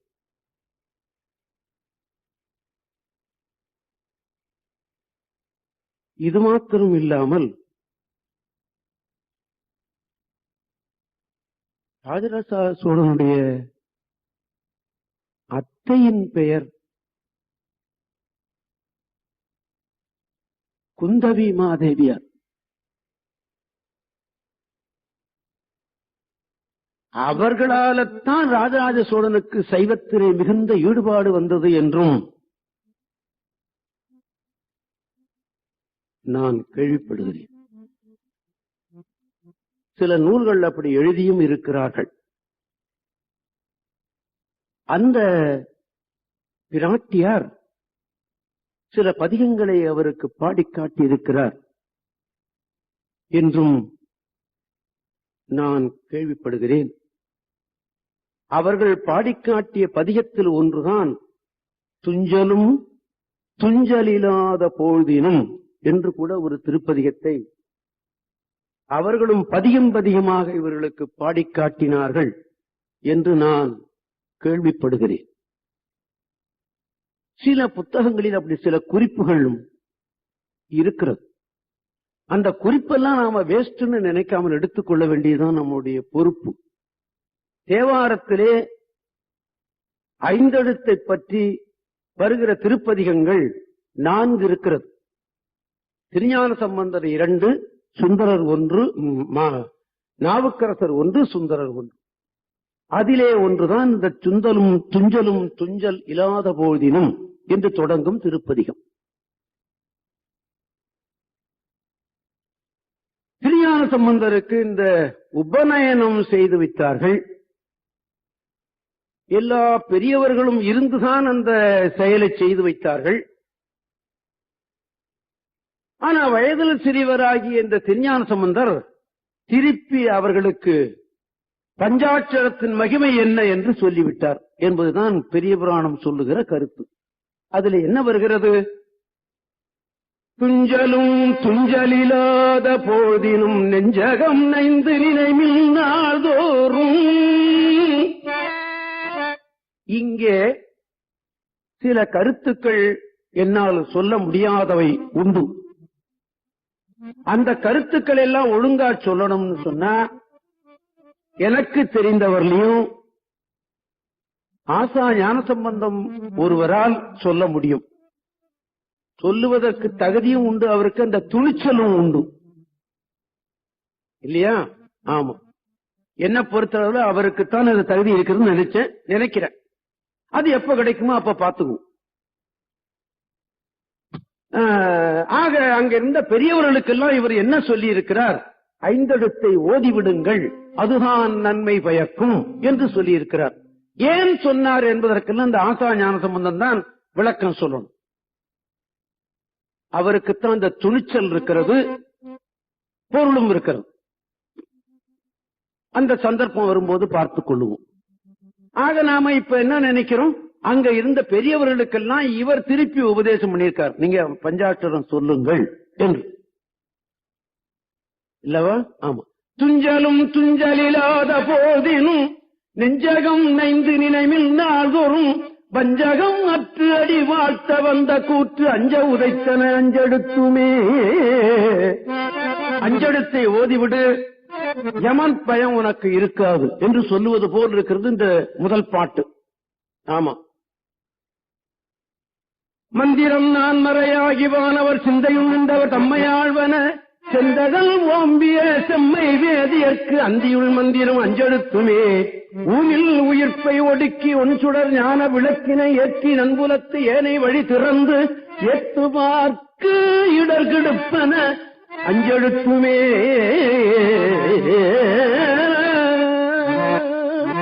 நல்லவர் தீயரனாது நச்சினர் செல்லல் கடச்சுவ முத்தி காட்டுவ கொல்லன மந்தவர் கொண்டு போமுடத்து அல்லல் கெடுப்பன அஞ்செழுத்துமே.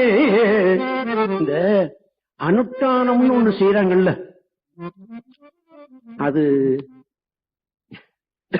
இப்ப சைவர்கள் செய்யறதா தெரியல எனக்கு, இல்லையா? ஆமா. இந்த அனுஷ்டானம் என்று ஒன்று செய்யறதுல இந்த கையில தண்ணியை ஊற்றி, அந்த தண்ணிய எவ்வளவு தண்ணி இருக்கணும் அப்படின்னு கேட்டா, ஒரு உளுந்து, உளுந்து என்று சொல்லக்கூடாது என்று சொல்லுவார்கள், உளுந்து, உளுந்துதான் உளுந்து என்று சொல்லுகிறார்கள் என்று சொல்லுவார்கள். அது போட்டோம், அது அப்புறமா பாத்துக்கும். அந்த உளுந்து மூழ்கிற அளவுக்கு தான் இந்த தண்ணி இந்த கையில இருக்கணும். அந்த தண்ணிய இவன் உண்ணுகிறான். அந்த தண்ணி அமுதத்துக்கு சமானம் என்று சொல்லுகிறார்கள். அமுதத்துக்கு சமானம். அதனாலதான் இந்த அனுஷ்டானம் பண்ணுகிறவர்கள் நீண்ட நாள் வாழ்கிறார்கள் என்று சொல்லுவார்கள். இதெல்லாம் சொன்னா இன்னைக்கு உலகம் ஏத்துக்குமோ என்னமோ எனக்கு தெரியல.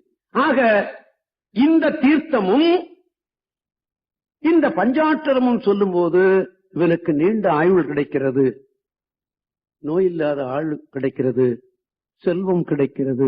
இந்த பதியத்தில் வருகிறது, செல்வம் தினந்தோறும் உனக்கு கொடுப்பான், கொடுக்கும் இந்த மந்திரம். மாடு கொடுப்பன, நாள்தோறும் மாடு கொடுப்பன என்று வருகிறது. மாடு என்பது செல்வம். செல்வத்திற்கு மாடு என்று ஒரு பேர் உண்டு, வெறுக்கை என்று ஒரு பேர் உண்டு, இத்தனையெல்லாம் அதுக்கு பேர் உண்டு. மாடு கொடுப்பன மண் மானடம் ஆடி உகப்பன அஞ்செழுத்துமே என்று சொல்லுவார் இவரே.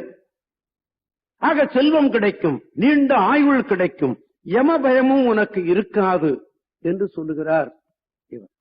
நல்ல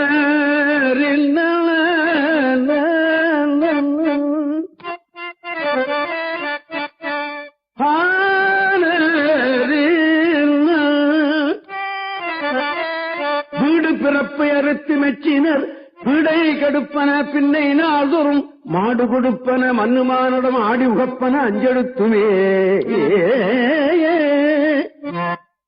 புத்தர சமன் கடுக்கை ஏற்பை கொள்ளா சித்தத்தவர்கள் தெளிந்து தேறின. ஒரு திருஞான சம்பந்தர் அடியார் ஒருத்தர் இந்த திருப்பாட்டை பாடினார். ஒரு பௌத்தன் திருஞான சம்பந்தர்கிட்ட சண்டைக்கு வந்து விட்டான், காரைக்கால் கிட்ட. திருஞான சம்பந்தர் ஒண்ணும் சொல்லல. ஒரு அடியார் என்ன பண்ணார், இந்த பாட்டை பாடினார். புத்தர் சமன்களுக்கு இயற்பை கொள்ளா சித்தத்தவர்கள் தெளிந்தேறின. வித்தக நீரணிவார் வினைப்பகைக்கு அத்திரமாவன அஞ்செழுத்துமே சொன்னோன்னா அவன் தலையில இடி விழுந்து அவனை இறந்தான் என்று வரலாறு. நீங்க நினைக்கலாம் ஏண்டா ஒருத்தனை சாவடிச்சான். கொல்ல வருகிற பசுவையும் கொல்லலாம் என்பது ஒரு சொல்லு நம்ம நாட்டுல உண்டல்லவா, நாம் என்ன பண்ண முடியும்? சரி, அதை விட்டு விடுவோம். ஆக இந்த திருப்பதிகத்தினுடைய கடைசி பாட்டுல என்ன சொல்றார்? நற்றமிழ் ஞான சம்பந்தன் என்று தன்னை சொல்லுகிறார் அவர். நல்லா கவனிக்கணும் நாம. நற்றமிழ் ஞான சம்பந்தன் தன்னை அவர் சொல்லுகிறார். ஒரு பிராமணர் தன்னை தமிழன் என்று சொல்லிக் கொள்வதற்கு இன்னைக்கு யாரும் தயாராக இல்லை என்று நான் நினைக்கிறேன். நான் நினைக்கிறது தப்பாக இருக்கலாம், என்னுடைய எண்ணத்தை சொல்லி விடுகிறேன். ஆனா திருஞான சம்பந்தர் நற்றமிழ் ஞான சம்பந்தன் நான் மறை கற்றவன். செகண்ட் லாங்குவேஜ் தான் மறை, வேதம், அதாவது சம்ஸ்கிருதம், வடமொழி. நான் தமிழ்ஞான சம்பந்தன் என்றுதான் அவர் சொல்லுகிறார் இந்த திருப்பதிகத்தில. இந்த திருப்பதிகத்தை அந்த குந்தவை தேவி அம்மையார் சிவபாதசேகரனுக்கு சொன்னார்கள் என்றும் நான் வரலாறு கேள்விப்படுகிறேன். அந்த கடைசி பாட்டு, நற்றமிழ்ஞான சம்பந்தன் நான் மறை கற்றவன், காழியர் மன்னன் குன்னிய அச்சமில் மாலை ஈரைந்து மஞ்செழுத்து உற்றன வல்லவர் உம்பராவரே. நமது நாட்டுக்கு இப்பொழுது ஒரு இக்கட்டான நிலை, இக்கட்டு முடிகிற நிலையில நாம இருக்கிறோம். இந்த மாதிரி ஒரு துன்பம் நமது நாட்டுக்கு இனிமே நமக்கு வர வேண்டாம். அதனால அடுத்த நாட்டுக்காரன் கெட்டு போகணும் நாம என்ன வேண்டாம். அவனுக்கு நல்ல புத்தியை கொடுக்கட்டும், நமது நாடு நன்றாக இருக்கட்டும் என்று எண்ணி மீண்டும் ஒரு தடவை பஞ்சாட்சரம் சொல்லி ஒரு பெரியவரை கேட்டேன், ஐயா நான் அந்த தமிழ்ச்சி சங்கத்துல சொல்லுகிறேனே, பாடி காட்டுறேனே, இதை பத்தி ஏதாவது மாறுதல் சொல்லலாமா, என்ன செய்யலாம், நீங்கள் என்ன நினைக்கிறீர்கள் அப்படின்னு கேட்டேன். அவர் சொன்னாரு, பஞ்சாட்சரம் சொல்ல சொல்றீங்க சந்தோஷமா இருக்கு, ஒரு சின்ன சின்ன தேவாரமும் எங்களை சொல்ல சொன்னீங்கன்னா சந்தோஷமா இருக்கும்னு அவர் சொன்னார். நல்ல யோசனை தான். நான் ஏன் இலக்கணம் இப்பவே செய்து பார்த்துருவோம், ஒரு நிமிஷம் கூட ஆகும். ஒரு சின்ன பாட்டு சொல்லி பார்க்கலாமா? நீலமாமிடற்று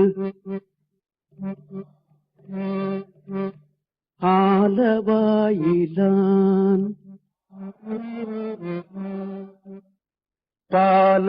பாலதாயினார் ஞாலம் ஆழ்வரே.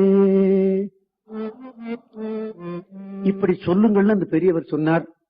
நான் மறந்து விட்டேன், அது அடுத்த இதுல கவனிப்போம் என்று சொல்லி இப்பொழுது நமது நாடும் அண்டைய நாடும் நல்ல புத்தியோடு இருக்கட்டும், கடவுள் காப்பாற்றட்டும் என்று பஞ்சாட்சரம் சொல்லி இந்த நிகழ்ச்சியை நான் நிறைவேற்றிக் கொள்வேனாக. நீங்கள் எல்லோரும் ஒன்றாக கூடி வந்திருக்கிறீர்கள். சைவர்கள்லாம் ஒன்றாக சேர மாட்டார்கள் என்று ஒரு கெட்ட பேர் உண்டு. அதற்கு மாறாக நீங்கள் செய்திருக்கிறீர்கள். அதற்கு பொறுப்பு நான் அல்ல, தேவாரமும் தமிழ்ச்சி சங்கமும் நமது தெய்வமாகிய நடராஜ பெருமானும் என்று சொல்லி நினைத்து நான் வணங்கி பஞ்சாட்சரம் சொல்லி இந்த நிகழ்ச்சியை நாம் நிறைவேற்றிக் கொள்ளுவேனாக. ஓம் நம சிவாய சிவாய நம ஓம். ஓம் நம சிவாய சிவாய நம ஓம்.